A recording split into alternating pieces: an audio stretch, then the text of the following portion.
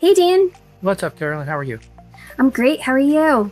Doing well. We got the September issue off to the printer, so I'm really excited to sit and talk to you about what we have in store. Yeah, let's do it.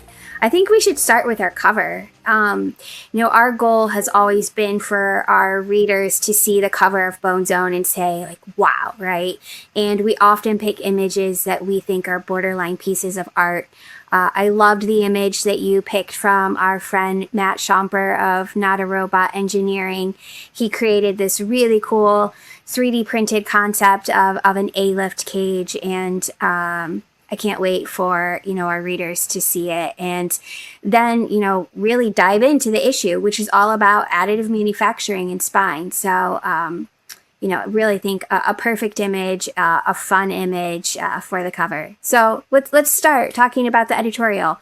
What additive topics do you have planned for our readers? Sure. Yeah. Additive continues to redefine the way implants are designed and manufactured, but questions I think still remain across the industry about the best ways to apply the technology to development projects. So we tried to address some of those issues in this issue. And first, we talked about prototyping. Additive can be used to take a closer look at the true performance of an implant or device during an evaluation. It allows development teams to learn quickly, fail fast, and if there's a problem with a part design, they can solve it before significant time and resources are devoted to a project. So, using the technology to plan the way the way implants are developed and designed is really an important way of applying the additive.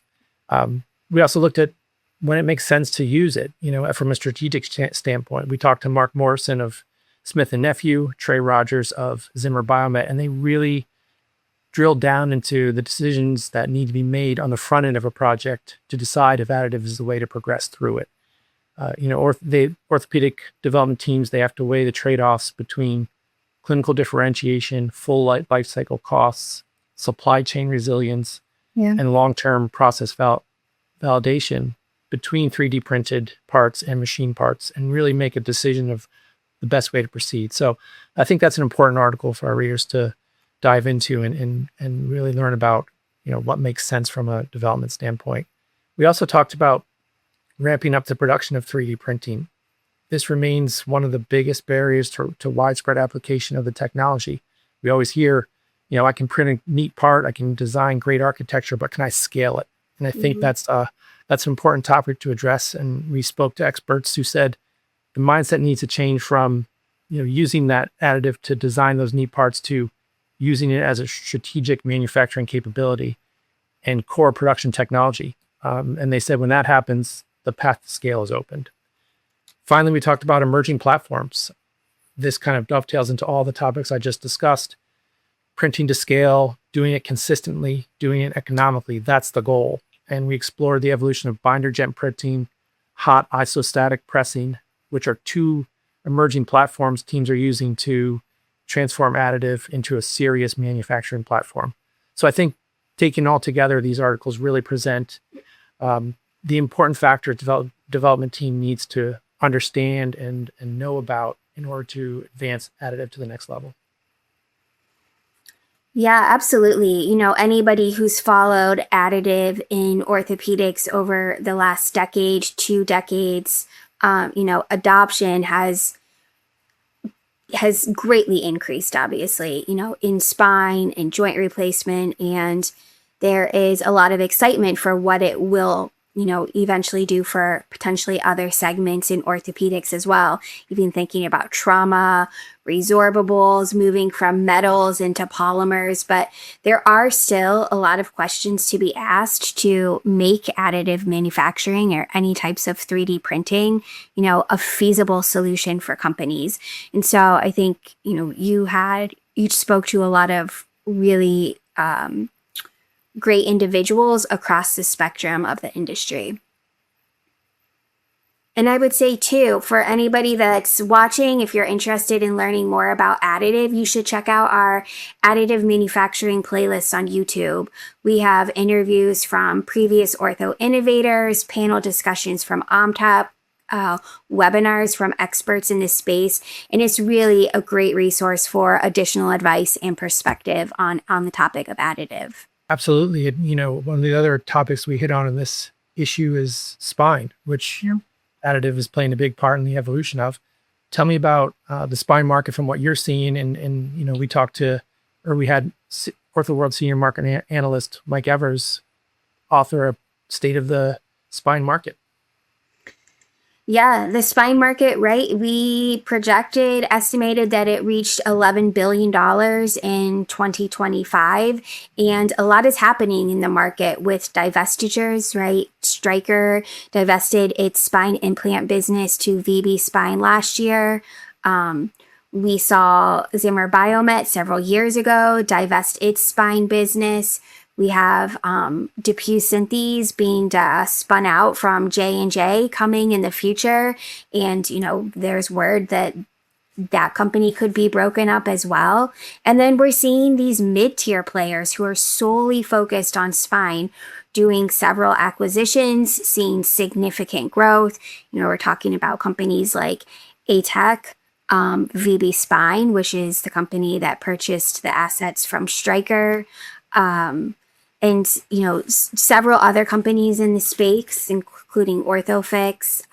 SI-BONE has seen tremendous growth over the last few years. So Mike's article talks a lot about what activity is happening amongst the mid-tier players, how they're scaling those businesses, and, how the industry is really being reshaped from the various companies and their strategies within the industry.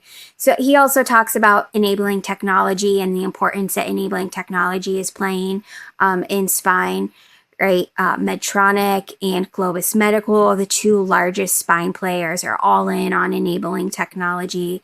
So he talks a little bit about enabling technology and then just the future of implants as well. More potential for personalized implants, potential for more motion preserving and minimally invasive implants. And I think that really also speaks to the article that we wrote on the future of fusion in spine implants. Can you talk a little bit about that one? Yeah, absolutely. You mentioned disc replacement and maintaining the natural movement of the spine. That's one way to go. And there's also certainly a need and a market for spine fusion, which continues to evolve to a more personalized approach. And you mentioned through minimally invasive surgical techniques. So we explored some of the latest developments in spine fusion devices. And I think the overall theme is, rather than simply manufacturing stronger implants, design teams are focused on design implants that better integrate with bone and support long-term fixation. I think that's really the two important goals that are driving some of the design decisions forward. And as you mentioned, spine surgery is becoming more personalized, and it's not just the implant surgeons are using, but it's how procedures are planned, performed, and tailored to an individual patient. I think that's, dovetailing with some of the design decisions in fusion devices moving forward to make spine outcomes a little more predictable, which has been an issue in the past. So I think that's part of the focus on some of the R&D teams in spine, and it's going to be an exciting space to watch in the coming years. Yeah, absolutely. And, speaking of an exciting space and up and comers in this space, you picked an Ortho Innovator this issue that is both additive and spine related. Can you share a little bit about that conversation? Yeah, absolutely. I had a great conversation with Dr. Lali Sekhon, who's a practicing neurosurgeon in Reno, Nevada, and he's also the founder and CEO of SpinePoint. SpinePoint's really making some waves this year. They received an FDA clearance in March for the Flexi cervical cage, which is a 3D printed device with reportedly the lowest stiffness on the market.